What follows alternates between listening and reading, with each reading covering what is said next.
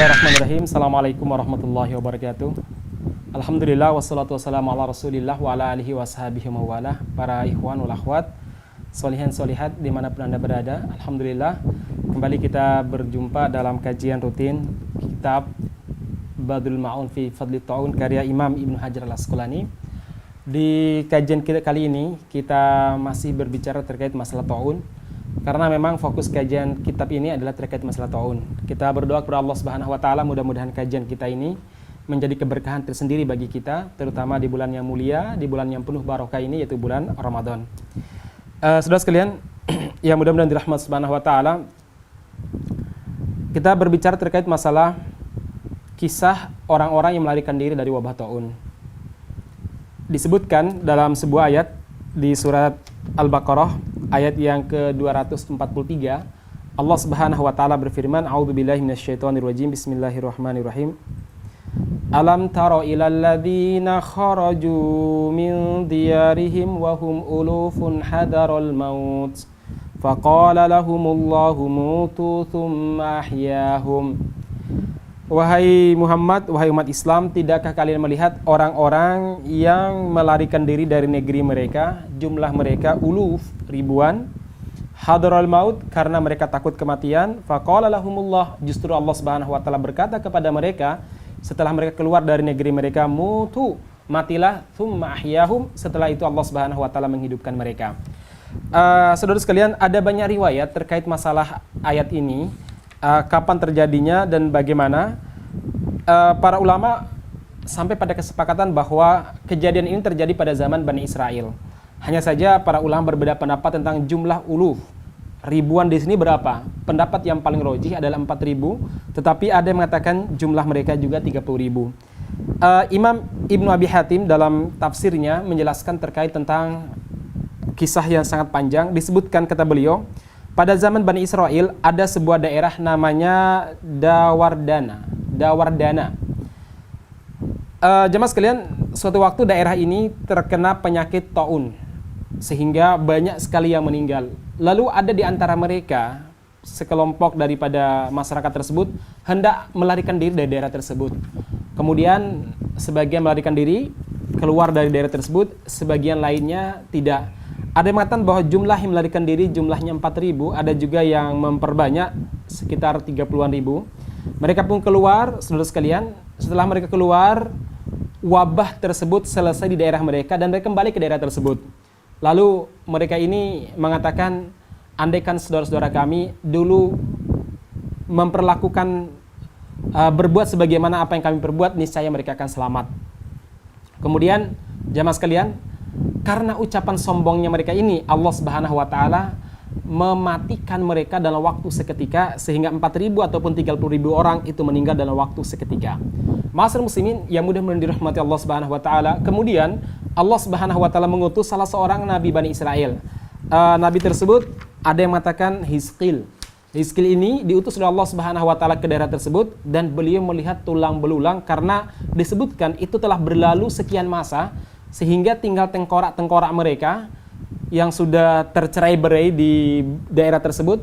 Kemudian Hizqil mengatakan, ini siapa dan kenapa mereka seperti ini. Pada saat itulah jamaah sekalian, Allah Subhanahu wa taala mewahyukan kepada Nabi Hizqil untuk berdoa kepada Allah Subhanahu wa taala agar mengumpulkan tulang belulang tersebut. Setelah itu dia berdoa kepada Allah Subhanahu wa taala agar tulang belulang yang berserakan tersebut itu berkumpul. Akhirnya terkumpul.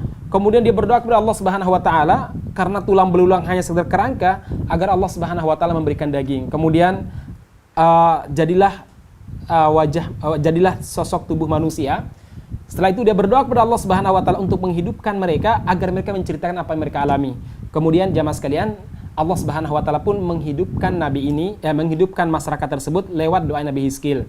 Jadi, ma'asyiral muslimin yang mudah-mudahan dirahmati Allah Subhanahu wa taala, di kalangan Bani Israel ada dua orang nabi yang diberi kelebihan oleh Allah Subhanahu wa taala untuk menghidupkan orang mati.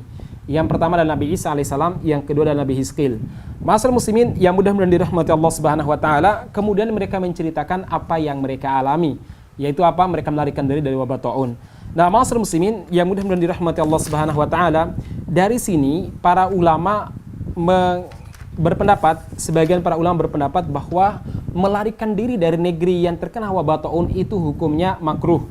Imam Abu Bakar Ar-Razi dalam bukunya Ahkamul Quran, dalam tafsirnya Ahkamul Quran, beliau mengatakan begini, dallatil ayatu ala anna Allah Ta'ala kariha firarahum minat ta'un wa huwa nadiru qawli ta'ala qul lan yanfa'akumul firaru in faradtum minal mauti wal qatli aina ma takunu yudrikumul mautu walau kuntum fi burujin musayyadah qul innal mauta alladzi tafirruna minhu fa innahu mulaqikum. Beliau mengatakan bahwa ayat tadi surat Al-Baqarah, yaitu ayat yang ke-243 itu menunjukkan bahwa melarikan diri dari negeri yang terkena wabah taun itu makruh. Ini semisal dengan beberapa ayat yang tadi saya bacakan, ayat-ayat yang beliau sebutkan yang menunjukkan bahwa melarikan diri dari daerah yang terkena wabah taun itu adalah perbuatan sia-sia, sehingga Imam Abu Bakar Ar-Razi menghukumi sebagai sebuah tindakan makruh. Ma'asyiral muslimin yang mudah-mudahan dirahmati Allah Subhanahu wa taala, bahkan ada sebagian para ulama yang mengatakan bahwa melarikan diri dari daerah yang terkena wabah taun itu hukumnya haram. Apa dasar mereka? Yang pertama, ayat yang saya bacakan tadi, kisah pada zaman Bani Israel sebelum kelahirannya Nabi Hizqil. Kemudian yang kedua, jamaah sekalian, hadis Rasulullah SAW di mana Rasulullah bersabda, la darara wa la dirara, tidak boleh membahayakan diri sendiri dan tidak boleh membahayakan orang lain. Kemudian hadis lain juga di mana Rasulullah bersabda, at-ta'un syahadatul likulli muslim, penyakit taun itu adalah jalan kematian bagi setiap muslim. Makanya para ulama mengatakan jalan mati syahid merupakan sebuah keutamaan. Kalau ada orang melarikan diri dari mati syahid, itu berarti apa? Orang yang sangat rugi sekali. Kemudian jamaah sekalian, kita juga tidak bisa membahayakan saudara-saudara kita yang sebenarnya sehat. Kemudian karena kita berpindah ke tempat mereka atau kita keluar sehingga terjadi penyebaran yang sangat masif sekali, tentu membahayakan orang-orang di sekitar kita, maka itu perbuatan yang sangat terlarang dalam syariat, karena itu mencelakakan kesehatan dan mencelakakan nyawa saudara kita. Ma'asyiral muslimin yang mudah-mudahan dirahmati Allah Subhanahu wa taala, kalau ada yang bertanya berapa jarak antara waktu Allah Subhanahu wa taala mematikan mereka karena kesombongan mereka dengan waktu Allah Subhanahu wa taala membangkitkan mereka, ada banyak pendapat di sini. Ada yang mengatakan 3 bulan, ada yang mengatakan 3 tahun. Ma'asyiral muslimin yang mudah-mudahan dirahmati Allah Subhanahu wa taala, kalau 3 bulan ini pendapat yang paling minoritas, tapi pendapat yang mayoritas adalah berapa? 3 tahun. Ada yang mengatakan lebih daripada itu.